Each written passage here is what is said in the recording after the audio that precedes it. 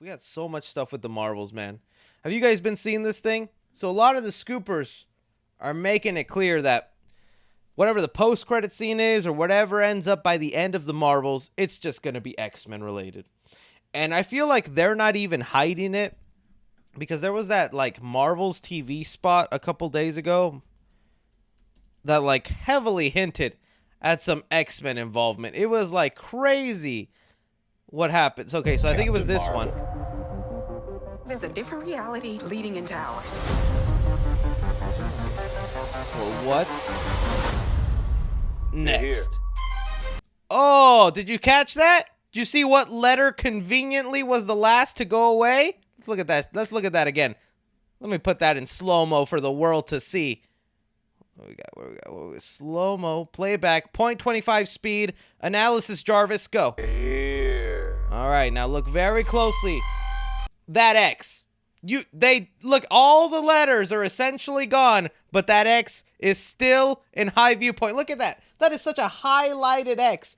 This is what they're doing right now with the Marvels. They are baiting us because ticket sales are not going well, guys. The Marvels is not going well. And a reminder, this is not a I hate female lead, Marvel go woke channel. This is just me being honest. People don't care about the Marvels. Whether you think it's because of wokeness or not, they just do not care. I just think the fact that you have to watch like 3 different Disney Plus shows to like even be in the know of Marvel now is really turning off a lot of people. But an article came out saying the Marvel ticket sales are lower than 2 of the DC's biggest bombs. And right now the sales are pairing up with like The Flash and Black Adam, which, feel how you feel about those movies, but those essentially bombed. They were flops for DC. So this is looking like it's going to be somewhat of a flop for Marvel. And when that's happening, they're going to start pumping out things like this to get the fans talking, to get them going. This was not done by mistake. That X right there at the end, come on. Then the other thing people noticed, let me see here, Marvels. There was a press release sent out to some people getting ready to see the Marvel movie this week. And in the press release, they noted 2 songs that will be included in the movie. The song for X2, X-Men United, and Days of Future Past. These are going to be 2 songs included. What else would be the reason to include that unless they're going to be part of the post-credit scene or some sort of ending for the Marvels? And you know what's just so weird? This is like the least movie I would suspect to have some sort of X-Men connection. Appreciate that, Monster, for the subscribe there. Really appreciate that. Like, from an outside viewpoint, I'm like, what the heck does the Marvels have to do with the X-Men and anything like that? And looking at it a bit closer, maybe I can start to understand, because in the comics, Rogue and Captain Marvel, they have a battle, and that's where Rogue absorbs her abilities to be able to fly and do all these other things. And they've recently strongly been hinting that Miss Marvel, Kamala Khan, is now a mutant in this universe. We all remember that Miss I spelled it all wrong. Miss Marvel X-Men theme. When they did that, that became such a big meme because that's all they do now in this world. Oh, I still have it on 0.20. I'm like, why is this video so slow? My bad. Like a mutation.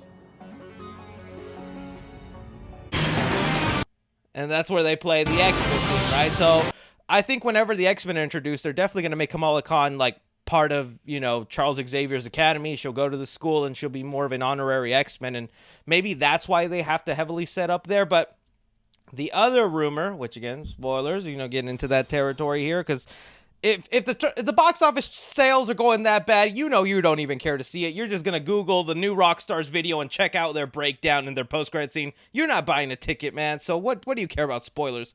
But in case you are, maybe click away now. There's strong hints that the Marvels was going to have a post-credit scene involving Beast.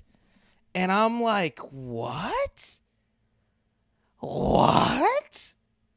How random can this possibly be? It's one thing for the Marvels to then add in these X-Men connections that, again, from an outside viewpoint, you're like, what does this have to do with Marvel? I just brought up some connections there, so you're like, okay, I guess it kind of makes sense. But then, out of everybody you could have brought in, Kelsey Grammer Beast. Now, don't get me wrong. I like Kelsey Grammer as Beast, and I hope he gets done some justice in Secret Wars or whatever they plan to return, because this was actually a pretty badass version of Beast.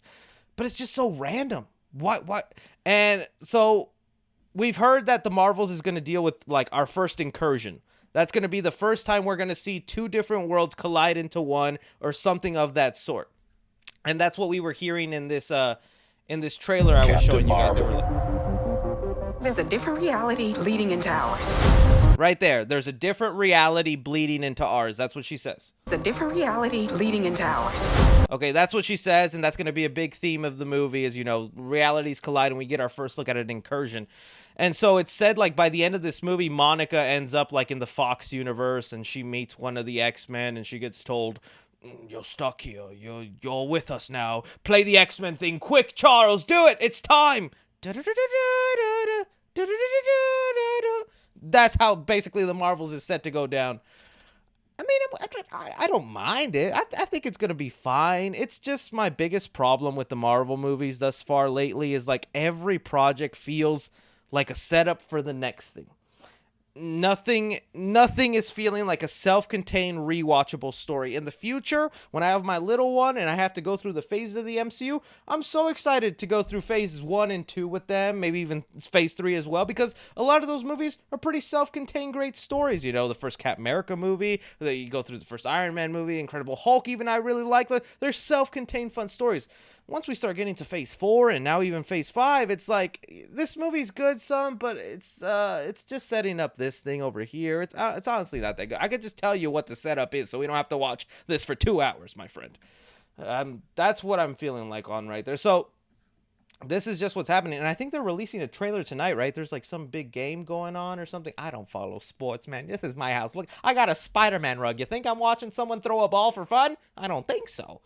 And update time, they have finally released that final trailer, and the desperation is much bigger than I thought. Kevin Feige, what is happening? First off, they start this trailer with, 20 seconds of reminding you of the history of Marvel. They threw out the Avengers Endgame card. That is not a good sign. If they threw out Avengers Endgame card, they're like, please buy a ticket, please.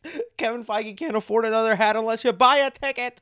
This was crazy that they did that. But again, it's just to remind the general audiences that it's connected. So I was like, all right, fine, whatever. Then we get the trailer, and the footage is fine. The movie just looks like okay to me. Like, I don't think it looks as bad as some people are saying. It looks like it could be a little fun there, but still, there was more desperation, because didn't they just went ahead and throw in there she is. I just passed by it.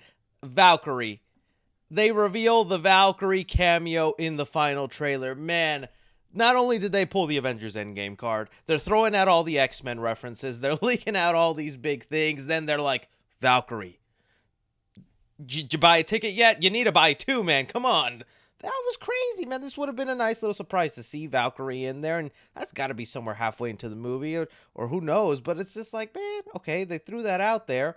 And there's like strong rumors that this trailer is also including moments from the post-credit scene. And I'm like, has Marvel ever done that?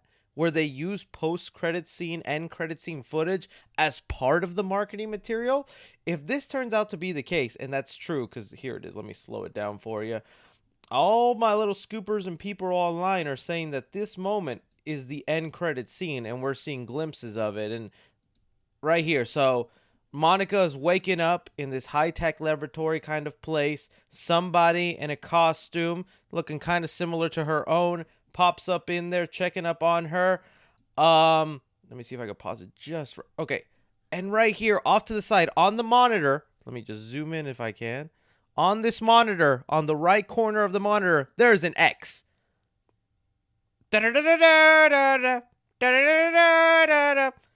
X-Men, man, they're not even hiding it. If they use post-credit scene footage as part of this trailer, Marvel knows. They know fans are pausing and watching every frame. This was put in there for the new Rockstar people. They were like, oh, they're going to tell everybody. They're going to let them know the X-Men's involved, and ticket sales are going to go to the moon. Kevin Feige, pre-order that hat. Man, that's crazy. Now, the debate online is, who is the person here that Monica's waking up next to? And there's a couple of people. Some people want to say it's Storm. Possibility. I could see that being Storm's outfit, especially if they go with the X-Men 90s Storm. She's got that kind of like white outfit and whatnot. So, You know, that's not, I could see that happening, you know, a variation of that. I don't think that'll be the case. Another person is like, I saw someone say Binary, which is a character I'm not familiar with. Um, so I wouldn't even be able to give you that much information, but people are just saying that because the costume, maybe slightly. Like in this one, there's like kind of a hint of red. I know it looks black here, but there's like kind of a hint of red as she was walking by. It's like, okay, it's a character named Binary. But I believe the most other one that it's like Monica's mom from a different universe, and she gets to meet her and see her again. That'll be a nice thing, and you know, mother and daughter type thing. But it's from a different universe, you know, and she's in the X Mansion and stuff like that. I'm assuming they brought her in because she's showing similar powers. So they're like, Charles, you found my daughter, something like that, you know. So that's what we got going on, man. I can't believe it. This is what they're doing. This is what Marvel has come to, and I don't think this is all Kevin Feige's fault. I don't know if you guys know, he's like doesn't have as much power as he used to. He used to have a lot of say in what goes in the trailers, what goes in the marketing, all this stuff, and Feige's lost some of that control here. So this is just Disney's doing and trying to get you to buy tickets. So I don't want to fault this all on the movie. I still think it could be a fine film, but this is definitely screaming desperation. And that's not good. That's not good.